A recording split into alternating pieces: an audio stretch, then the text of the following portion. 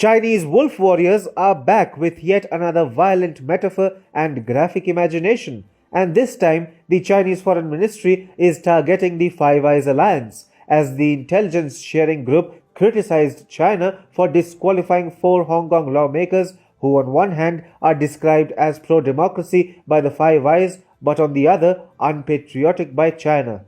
In response to this, Chinese Foreign Ministry spokesperson Zhao Lijian said, "No matter how many eyes you have, be careful not to be poked and get blinded by harming China's sovereignty, security, and development interests."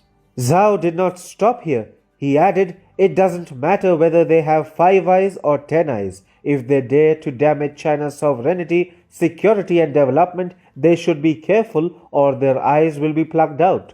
The joint statement issued by foreign ministers from Australia, Britain, Canada, New Zealand, and the United States read, "We urge the Chinese central authorities to reconsider their actions against Hong Kong's elected legislature and immediately reinstate the Legislative Council members." In his badly worded and needlessly violent reply, Zhao claimed, "Those who love China and Hong Kong should govern Hong Kong. Those who are anti-China and mess up Hong Kong should be tossed out."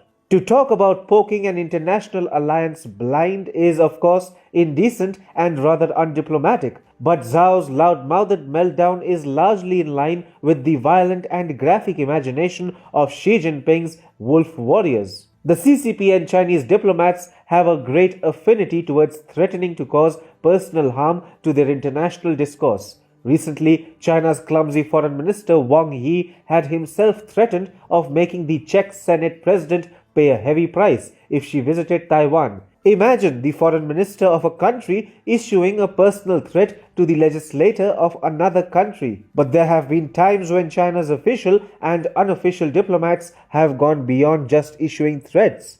Global Times, the inner voice of the CCP, and Chinese Foreign Ministry, which speaks what the wolf warriors of Xi Jinping think but cannot say publicly, is infamous for relishing violent thoughts and drawing absurd analogies. When the Black Lives Matter protests in the US had degenerated into sheer violence and rioting, Hu Xijin, the Global Times editor-in-chief, had called the awful scenes a beautiful sight.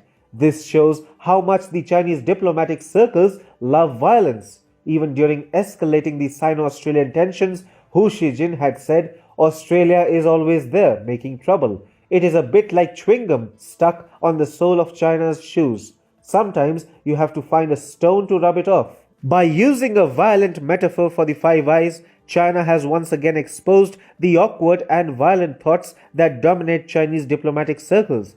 With the kind of language that its diplomats use, China seems like a wannabe teenager which thinks that it can command respect by using tough language.